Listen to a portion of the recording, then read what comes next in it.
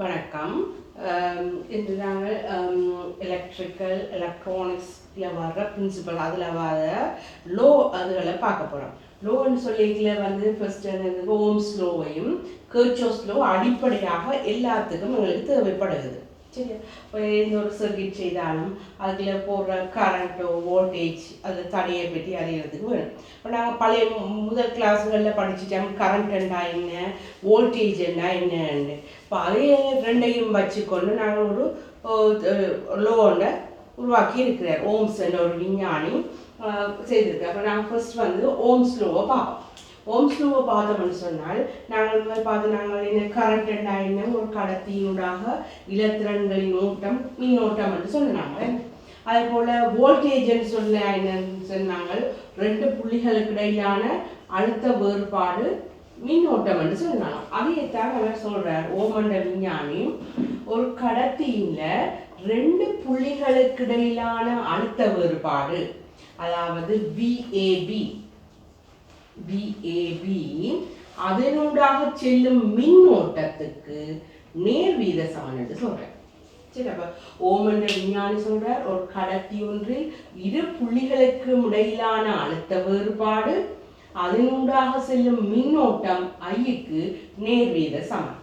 ஆனால் நாங்கள் முதல் கிளாஸ்களில் பார்த்து மின்னோட்டம் என்னத்தில் தங்கி இருக்குண்டு அதில் வெப்பநிலை பகுதிகளில் மாற்றம் ஏற்படையில மின்னோட்டத்தில் மாற்றம் ஏற்படும். அப்போ இந்த லோவில் சொல்லியிருக்கிறோம் வெப்பநிலை பகுதிகளில் மாற்றம் ஏற்படாதிருக்கும் போது ஒரு கடத்தியில் இரு புள்ளிகளுக்கு இடையிலான அழுத்த வேறுபாடு ரெண்டு புள்ளி AB என்ற புள்ளிகளுக்கு இடையிலான அழுத்த வேறுபாடு அதனூடாக செல்லும் மின்னோட்டத்துக்கு நேர்வீத சமன். அதாவது வோல்டேஜ் அதிகரிக்க அதிகரிக்க எங்களுக்கு என்ன செய்யும் மின்னோட்டமும் அதிகரிக்கும்.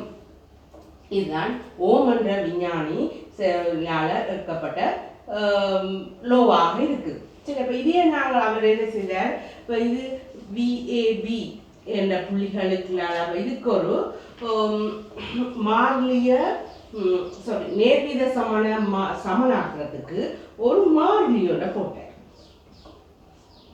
சரி, இது வந்து ஆரண்ட மாறிலி.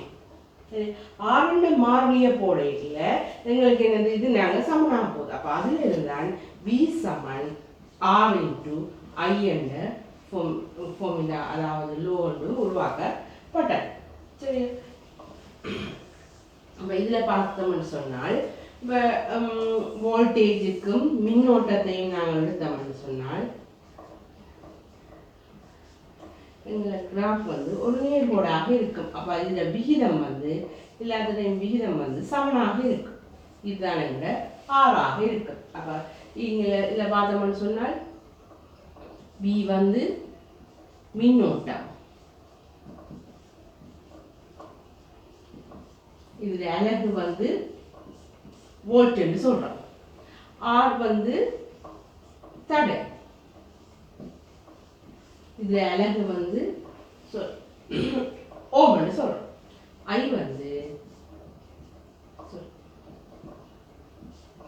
வந்து மின்னோட்டம், V வந்து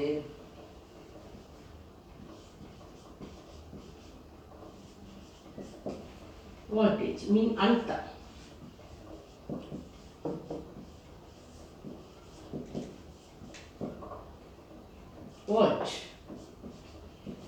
சரி, இப்போ இதில் பார்த்தோம்னு சொன்னால் ஐயை வந்து மின்னோட்டம்னு சொல்கிறோம், ஆர் வந்து தடைன்னு சொல்கிறோம், மின் அழுத்தம்னு சொல்லிக்கலாம் வோல்ட். இப்போ இதே நாங்கள் ஆறு சீக்கோட்டு என்னவா இருக்கும் V × I. சரி, அதாவது இது இந்த VI பிரிச்சு மாட்டா வாரதான் எங்களோட ஒரு மாறிலி. இங்கே R சமன் மாறிலி என்று சொல்றோம்.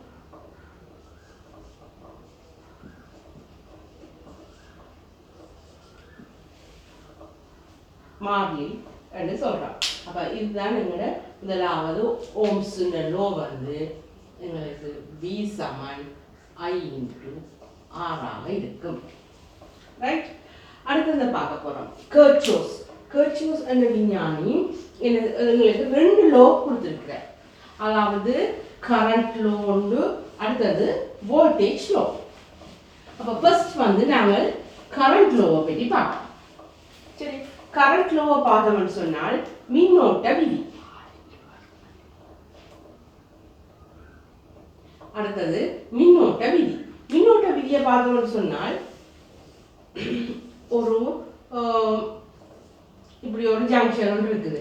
ஜங்ஷனுக்கு வர்ற மின்னோட்டம் அந்த சந்தையிலிருந்து விலத்தி செல்ற மின்னோட்டத்துக்கு சமனாக இருக்கும். இப்போ நாங்கள் வந்து I1 என்ற மின்னோட்டம் வருது, I2 என்ற மின்னோட்டம் இதிலிருந்து வெளியில் போகுது. அடுத்த போல் I3யும் வந்துங்களுக்கு வெளியில் போகுது, I4 உள்ளுக்குள்ள வருது, I5 வெளியில் போகுது. அப்போ கர்ச்சோஃப்ஸ் லோவில் கரண்ட் லோவில் பார்த்தோம்னு சொன்னால் இது ரெண்டும் I1 I4 I5 அது வந்து இந்த சந்தியை நோக்கி வருது என்ன, அதாவது I1 plus I4 plus I5 that's equal to எங்களுக்கு தெரியும் என்னது சந்தியிலேருந்து விலத்தி சொல்றது I2 plus I3.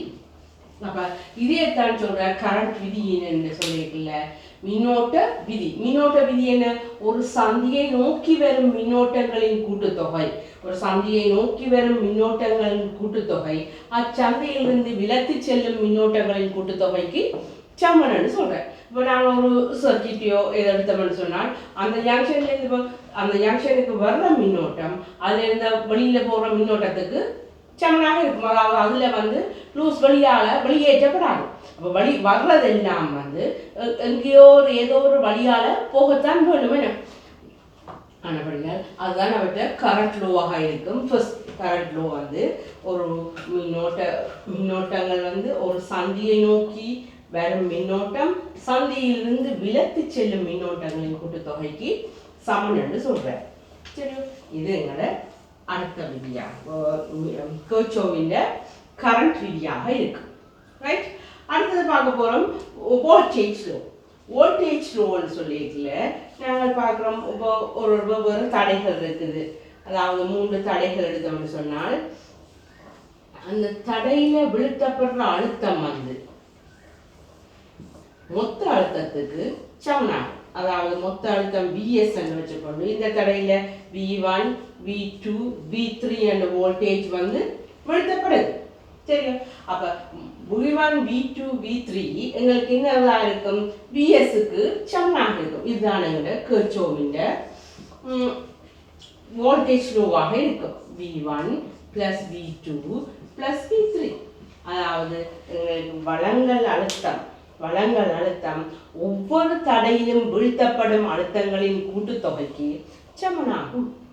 சரி, அப்போ கரண்ட் லோ தெரியும், வோல்டேஜ் லோ தெரியும். கர்ச்சோஃப்பின் கரண்ட் லோ வந்து உங்களுக்கு தெரியணும், ஒரு சந்தியை நோக்கி வரும் மின்னோட்டங்களின் கூட்டுத்தொகை சந்தியிலிருந்து விலத்தி செல்லும் மின்னோட்டங்களின் கூட்டுத்தொகைக்கு சமனாக இருக்கும். அதே போல வோல்டேஜ் லோ எடுத்தோம்னு சொன்னால் ஒவ்வொரு தடைகளிலும் வீழ்த்தப்படும் அழுத்தம் மொத்த அழுத்தம் ஒவ்வொரு தடையிலும் வீழ்த்தப்படும் அழுத்தங்களின் கூட்டுத்தொகைக்கு சமனாக இருக்கும்.